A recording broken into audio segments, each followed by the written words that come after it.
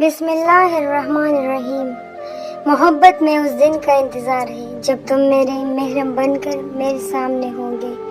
ہم ملیں گے تو محرم بن کے ملیں گے، جب دل بھی راضی ہو اور رب بھی راضی ہو۔ ہم ادھورے ہیں ایک دوسرے کے بغیر، اے خدا ہمیں ہمیشہ مکمل ہی رکھنا۔ عورت کے پاس سب سے بڑا سرمایہ وفادار مرد ہے۔ ایک خوبصورت دل ہزار خوبصورت چہروں سے بہتر ہے، اس لیے زندگی میں ہمیشہ ایسے لوگوں کا انتخاب کیجیے جن کے دل ان کے چہروں سے زیادہ خوبصورت اور صاف ہو۔ اور خاص طور پر اپنے ہم سفر کے بارے میں، اکثر عورتیں اپنی بیٹی کو اپنے داماد کے ساتھ ہنستا مسکراتا دیکھ کر خوشی سے پھولے نہیں سماتی، اور یہی منظر بیٹے اور بہو کا ہو تو موڈ خراب کر لیتی ہے۔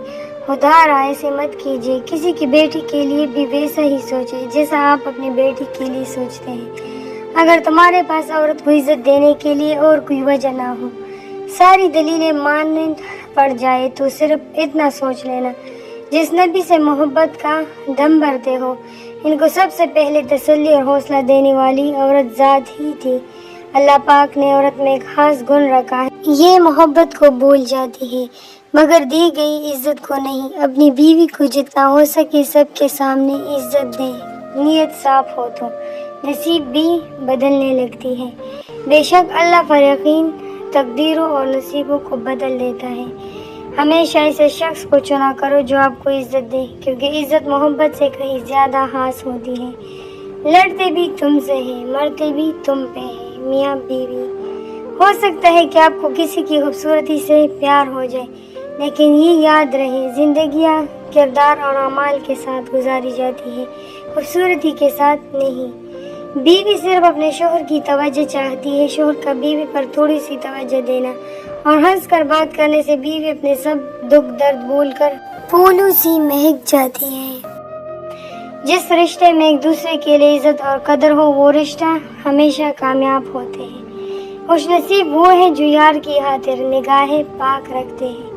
ہر عورت مرد کے امیر غریبی سے بالکل متاثر نہیں ہوتی، وہ تو بس اس بات سے متاثر ہو جاتی ہے کہ کوئی مرد اسے کتنی عزت اور محبت دیتا ہے۔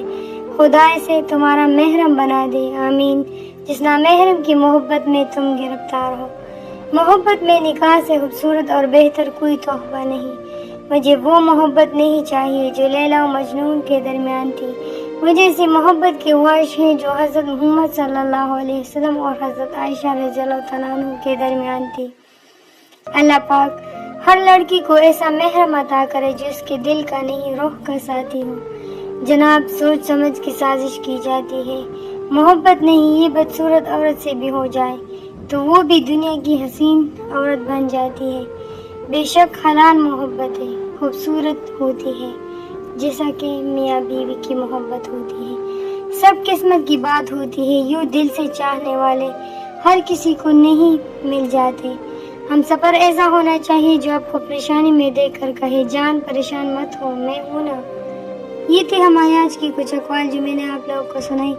اگر اس میں سے کوئی بھی اقوال پسند آیا ہو تو ویڈیو کو لائک ضرور کیجیے گا، اور ساتھ ہی ساتھ چینل کو بھی سبسکرائب کیجیے گا تاکہ میری تمام آنے والی ویڈیوز آپ لوگوں تک بآسانی پہنچ سکے۔